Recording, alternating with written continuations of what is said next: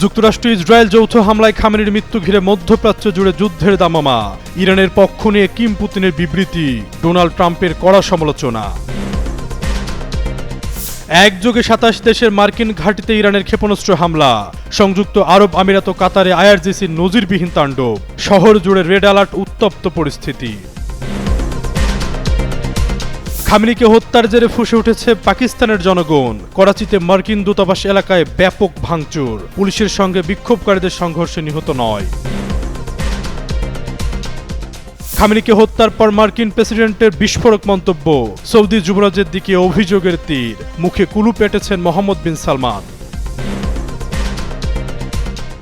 খামেনির অনুপস্থিতিতে নেতৃত্বের কেন্দ্রবিন্দুতে আলী লারিজানি। গঠন করা হচ্ছে অস্থায়ী পরিচালনা পর্ষদ। একই সঙ্গে চলছে যুদ্ধের প্রস্তুতিও।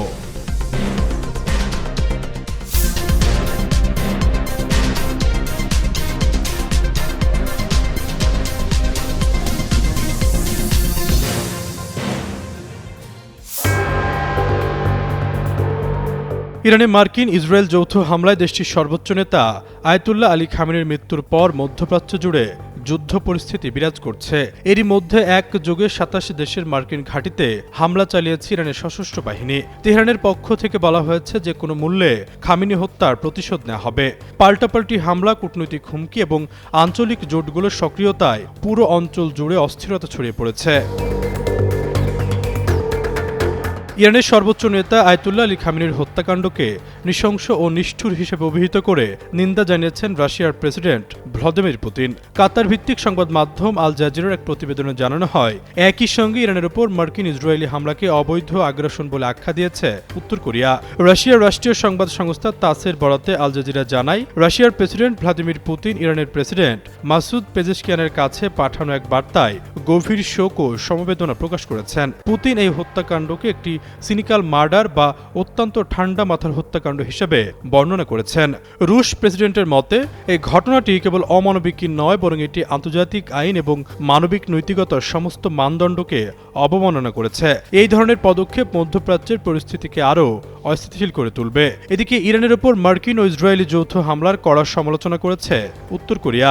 দেশটির রাষ্ট্রীয় সংবাদ সংস্থা KCNA প্রকাশিত এক বিবৃতিতে উত্তর কোরিয়ার পররাষ্ট্র মন্ত্রণালয় এই হামলাকে অবৈধ আগ্রাসন এবং ইরানের সার্বভৌমত্বের চরম লঙ্ঘন বলে উল্লেখ করেছে।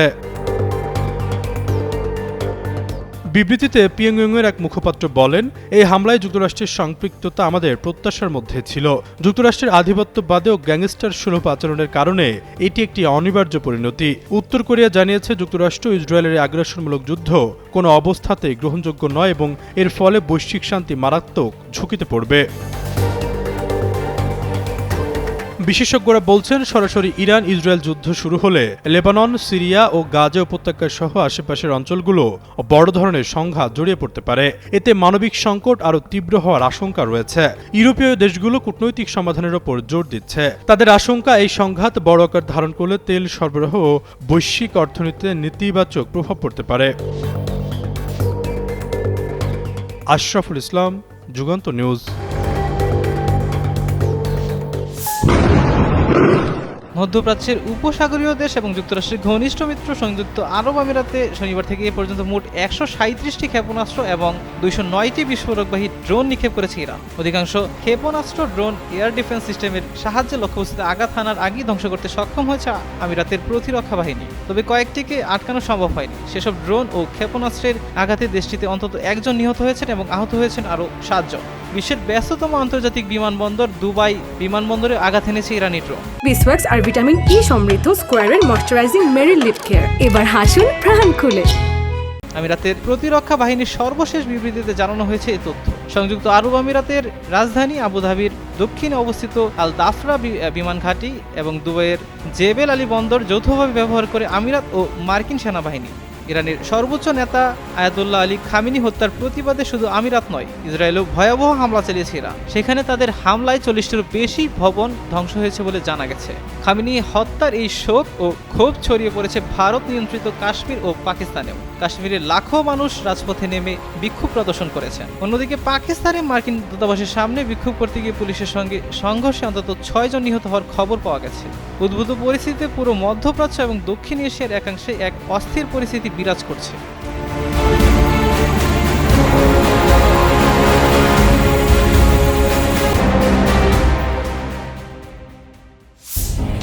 ক্রমেই ঘনীভূত হচ্ছে ইরান ইসরায়েল যুদ্ধ পরিস্থিতি। এরই মধ্যে যুক্তরাষ্ট্র ও ইসরায়েলের যৌথ হামলায় সর্বোচ্চ নেতা আয়াতুল্লাহ আলী খামেনির মৃত্যুতে ক্ষোভ ও প্রতিশোধের নেশায় ফুঁসছে ইরান।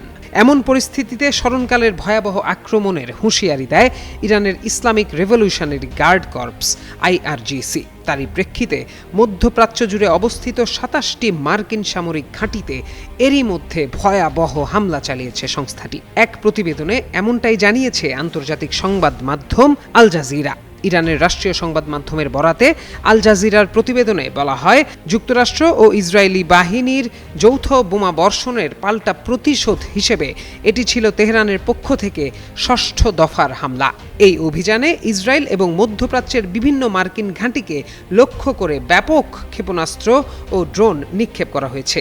IRGC জানিয়েছে, তাদের লক্ষ্যবস্তুর তালিকায় মার্কিন ঘাঁটিগুলো ছাড়াও ইসরায়েলের তেলনোফ বিমান ঘাঁটি, তেল আবিবে অবস্থিত ইসরায়েলি সেনাবাহিনীর প্রধান সদর দপ্তর হাকিরিয়া এবং একই শহরের একটি বিশাল প্রতিরক্ষা শিল্প কমপ্লেক্স অন্তর্ভুক্ত ছিল। ক্রমেই ঘনীভূত হচ্ছে ইরান ইসরায়েল যুদ্ধ পরিস্থিতি। এরই মধ্যে যুক্তরাষ্ট্র ও ইসরায়েলের যৌথ হামলায় ইরানের সর্বোচ্চ নেতা আয়াতুল্লাহ আলী খামেনির মৃত্যুর খবরটি নিশ্চিত হয়েছে। এতে গোটা মুসলিম বিশ্বে বইছে শোকের আবহ। এরই প্রেক্ষিতে পাকিস্তানের বন্দর নগরী করাচিতে মার্কিন দূতাবাসের কাছে বিক্ষোভ চালায় বিক্ষুব্ধ জনতা। বিক্ষোভ এক পর্যায়ে ব্যাপক আকার ধারণ করে। বিক্ষোভকারীরা পাথর নিক্ষেপ করার পাশাপাশি মার্কিন দূতাবাস প্রাঙ্গণে প্রবেশের চেষ্টা করে। এ সময় পরিস্থিতি নিয়ন্ত্রণে পুলিশ অভিযান চালালে সংঘর্ষ ছড়িয়ে পড়ে। এতে ৯ জন নিহত এবং ১৮ জন আহত হন। পাকিস্তানি সংবাদ মাধ্যম জিও নিউজ এক প্রতিবেদনে এ তথ্য জানিয়েছে। প্রতিবেদন অনুযায়ী বিক্ষোভকারীরা পাকিস্তানের MT খান রোডে কনসুলেটের বাইরে জড়ো হয়ে ভেতরে ঢোকার চেষ্টা করে এবং পাথর নিক্ষেপ করে। পরিস্থিতি সামাল দিতে মারমুখী হয় পুলিশ।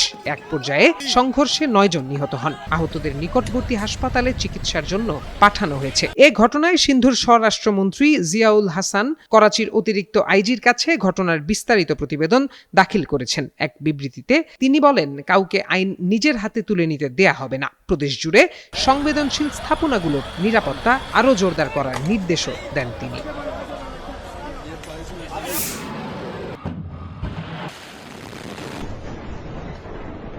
ইরানের রাজধানী তেহরান সহ দেশটির বহু শহরে শনিবার সকাল থেকে আকস্মিক মুহুর্মুহু হামলা শুরু করেছে ইসরায়েল ও যুক্তরাষ্ট্র।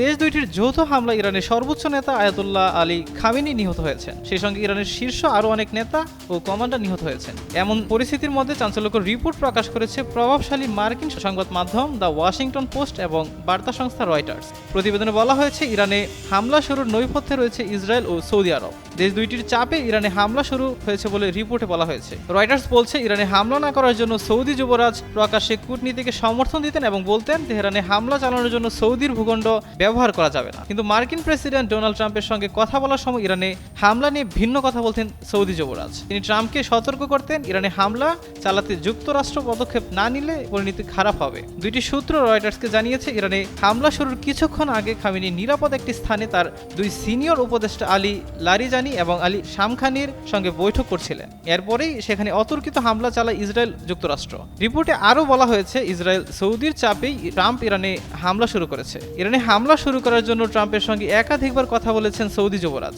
অথচ প্রকাশ্যে তিনি ভিন্ন কথা বলতেন। গত জানুয়ারিতে যুক্তরাষ্ট্র সফরের সময় যুবরাজের ভাই খালিদ বিন সালমানও মার্কিন কর্মকর্তাদের সঙ্গে প্রাইভেট বৈঠকে একই বার্তা দিয়েছিলেন।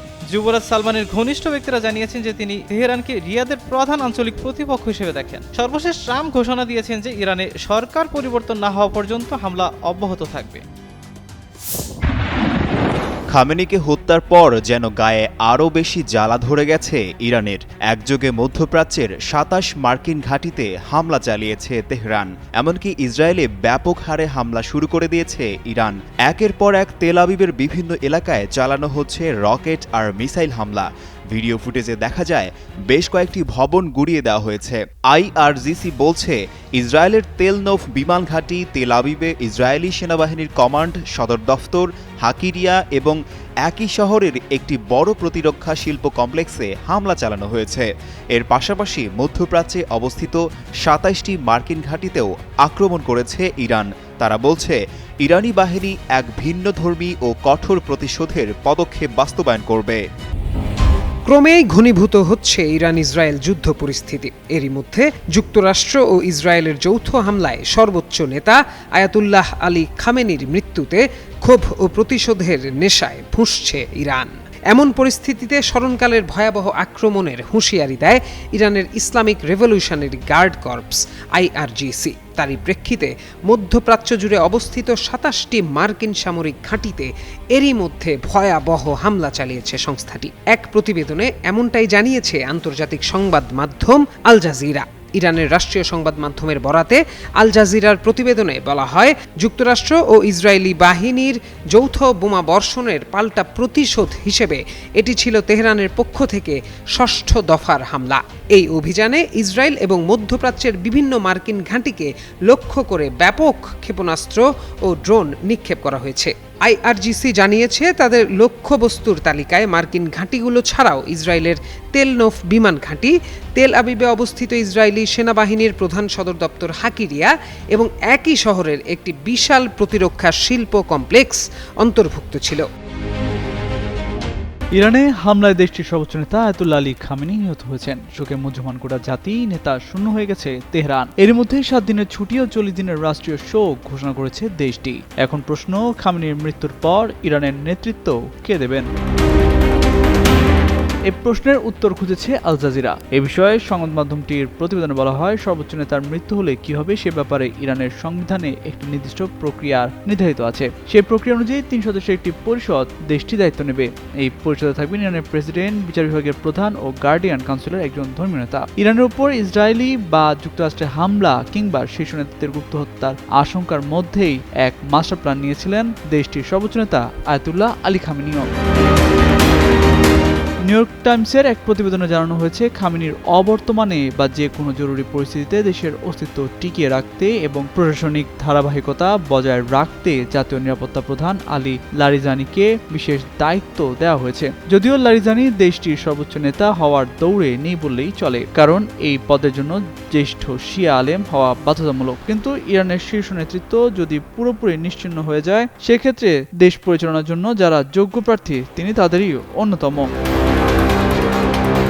গত জুনে ইসরায়েলের সঙ্গে ১২ দিনের যুদ্ধে আত্মগোপনে থাকার সময় খামেনি সম্ভবত ৩ জন উত্তরসূরির নাম নির্ধারণ করেছিলেন বলে একাধিক জ্যেষ্ঠ কর্মকর্তা জানিয়েছেন। তারা হলেন বিচার বিভাগের প্রধান গোলাম হোসাইন মোহসেনি এজেই, খামেনির দপ্তর প্রধান আলী আসগর হেজাজি, সংস্কারপন্থী ধারার ধর্মীয় নেতা ও খামেনির নাতি হাসান খোমেনি। খামেনির মৃত্যুর পর এখন রাষ্ট্রীয় কাঠামোর ভেতরে ক্ষমতার ভারসাম্য, ধর্মীয় কর্তৃত্ব এবং সামরিক প্রভাব, এই ৩ উপাদানের সমন্বয়ে নির্ধারিত হবে ইরানের পরবর্তী সর্বোচ্চ নেতা কে হবেন। বিশ্লেষকদের মতে, বিশেষজ্ঞ পরিষদের দ্রুত বৈঠক ডাকা হলে স্বল্প সময়ের মধ্যেই নতুন সর্বোচ্চ নেতা নির্বাচনের ঘোষণা আসতে পারে। তবে চলমান সামরিক উত্তেজনা পরিস্থিতিকে আরও জটিল করে তুলতে পারে। তামজিদ মির্জা, যুগান্তর নিউজ।